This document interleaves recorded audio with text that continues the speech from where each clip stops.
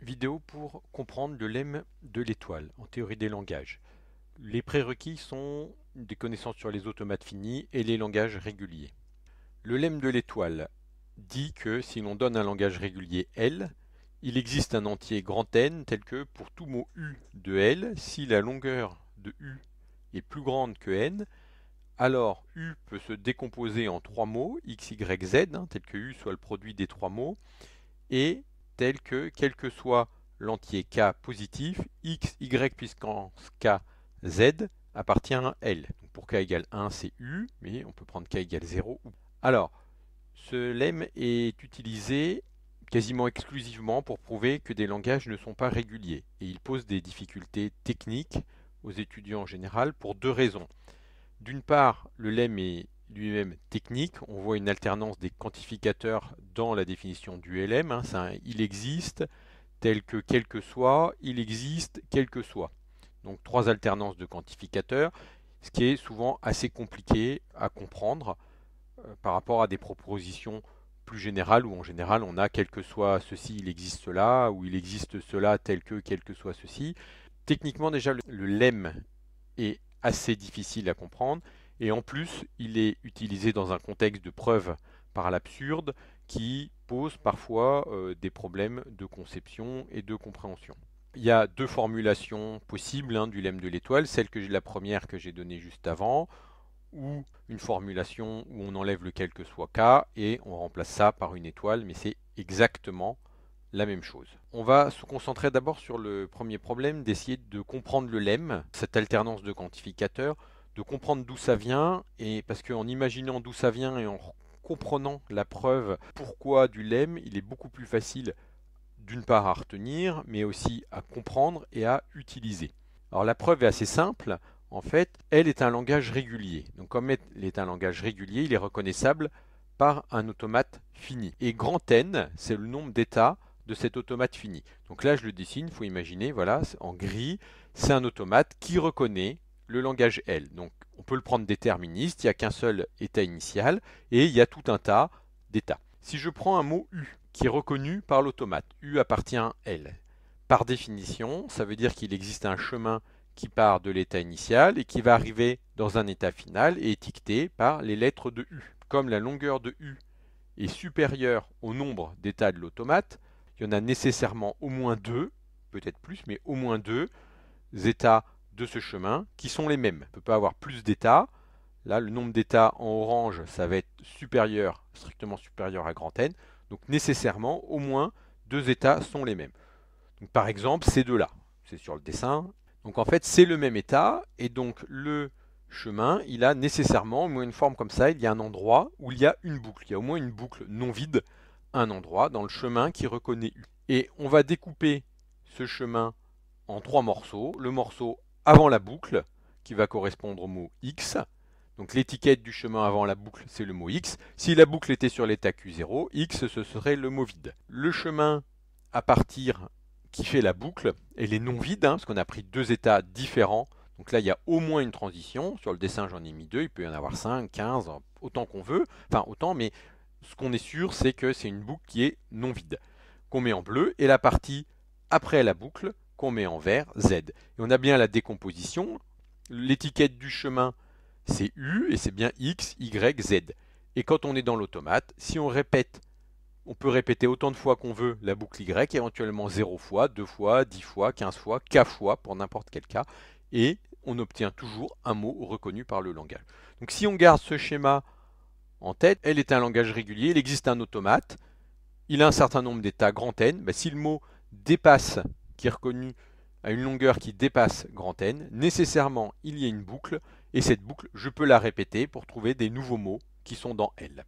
Maintenant, on va l'appliquer en faisant une démonstration par l'absurde sur le cas usuel qui est utilisé. On va montrer que le langage L des mots qui sont une succession de A suivie d'une succession de B, mais autant de A que de B, n'est pas régulier. Et donc la démonstration par l'absurde consiste à dire, supposons que L est un langage régulier. Et on va utiliser le lemme de l'étoile pour obtenir une contradiction. Et comme on obtiendra une contradiction, quelque chose de faux, c'est nécessairement que l'hypothèse est fausse. Et l'hypothèse, c'est que L est régulier. Donc supposons que L est régulier. Donc comme L est régulier, il satisfait le lemme de l'étoile. Donc ce qui est écrit ici, c'est exactement le lemme de l'étoile. J'ai refait le dessin là.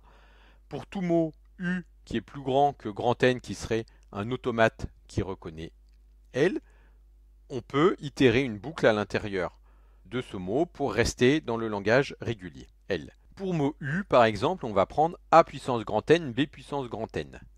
Donc il y a 2N, c'est la longueur, c'est 2N, c'est plus grand que grand N. Et donc on peut appliquer sur ce mot U le lemme de l'étoile.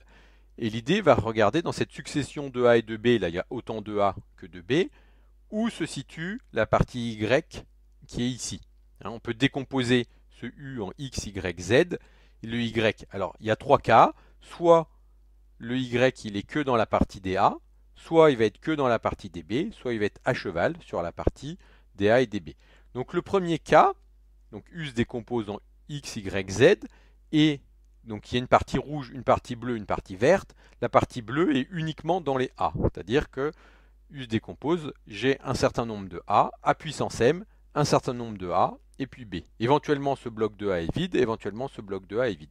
Par contre le M, on sait que M est supérieur ou égal à 1. Il y a au moins un A, parce que Y est non vide. Je peux appliquer le lemme de l'étoile, et là je vais l'appliquer avec K égale 2. Je vais répéter Y.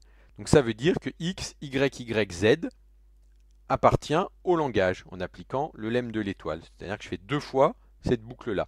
Or, si je fais X, Y, Y, qu'est-ce que je fais? Je rajoute un bloc A puissance M. Donc je vais avoir A puissance N plus M, B puissance N, qui appartient à L. C'est ce que nous dit le lemme ici. Donc on obtiendrait un mot qui a strictement plus de A que de B, parce que M est non nul, qui serait dans le langage, ce qui est une contradiction avec la définition du langage qui est autant de A que de B.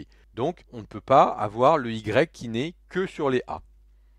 Est-ce qu'on peut avoir le Y qui est que sur les B? Eh bien, on a exactement la même preuve. Si c'est que sur des B, on répète Y deux fois et on obtiendra un mot de la forme A puissance N, B puissance N plus M, avec donc plus de B que de A. Donc c'est pas possible que la décomposition X, Y, Z ce soit avec le Y qui est dans que les B, ni dans que les A. Donc le dernier cas, c'est que ce soit à cheval sur les A et les B. La factorisation en Y, c'est un petit peu de A et un petit peu de B. Et bien dans ce cas-là, c'est pareil, je vais prendre K égale 2, répéter deux fois Y, et on va obtenir A puissance N, là les A puissance N qui sont là, B puissance M, AK, B puissance N, qui est le mot qu'on obtient en itérant deux fois Y. Et ce qu'on sait, c'est que ni M ni K ne peuvent être tous les deux nuls, et donc là, on va avoir une alternance DA, DB, DA, DB, ce qui ne peut pas être dans L. Alors si K est égal à M, on a autant de A que de B, mais on n'a plus l'alternance que des A, puis que des B.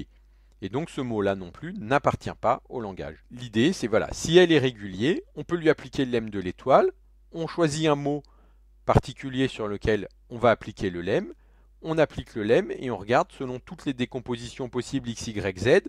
Chaque fois, en itérant avec Y deux fois, on obtient un mot qui n'est pas dans le langage, donc qui contredit le lemme. Donc il n'y a pas moyen, il n'y a aucun moyen de décomposer ce mot-là U en X, Y, Z tel que on puisse répéter Y autant de fois qu'on veut, un Y non vide, pour rester dans L.